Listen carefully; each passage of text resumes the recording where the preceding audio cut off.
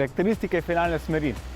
Ja, prvo hočemo narediti smer zanimivo za gledalce, da je smer spektakularna, da so vložki, deli smeri, v bistvu, da razvrstijo tekmovalce. Se pravi, en vidik je seveda šov, spektakel, drugo je, da razvrstimo tekmovalce, da se seveda ne zgodi, da imamo preveč jih na vrhu ali pa da preveč popadajo na začetku. Se pravi, idealna finalna smer je, da se tekmovalci ali pa tekmovalke razvrstijo po sami smeri v različnih višinah. Se pravi, da tisti najboljši, najbolj spreten, najbolj izzveniv, najboljši plezalec ali plezalka pride čim više na steno. Ja, včeraj je bil polfinale super, še nikoli ni bilo toliko ljudi v Sloveniji. Je sicer res, da smo bili zdaj zunaj, ampak vzdušje je bilo včeraj perfektno. Imamo finalista tako moški konkurenci kot dve finalistki v ženski. Zato smo seveda kot domačini, kot gostitelji zelo zadovoljni. Pričakovanja danes pri fantih je Luka toliko dober, da je lahko na stopničkah, lahko tudi zmaga. Fantje so zelo izenačeni in gre za majhne odtenke. V ženski konkurenci je Janja Garnbret najboljša na svetu in to za en razred boljša.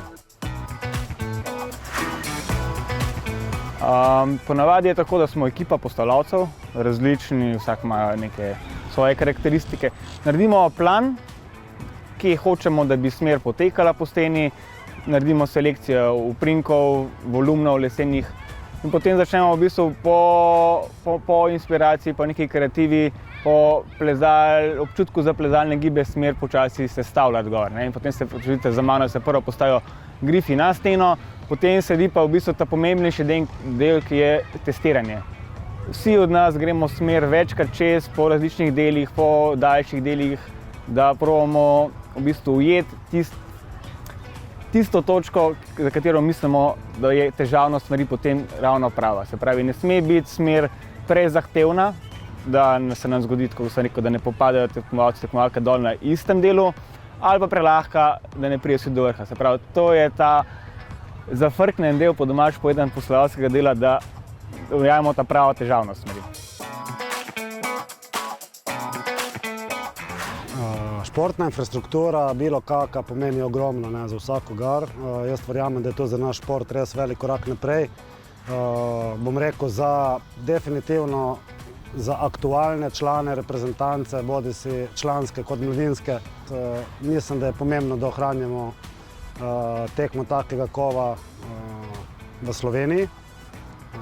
Zgodilo se je v Kopru, vesel sem za to, dosti dela je bilo vloženega in res izjemna pridobitev tudi za nadaljnji razvoj.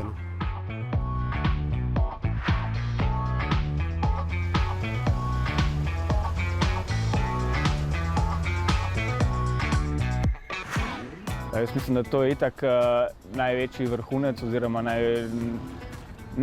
najvišja stopnja postavljena, da postavljaš za najboljše na svetu.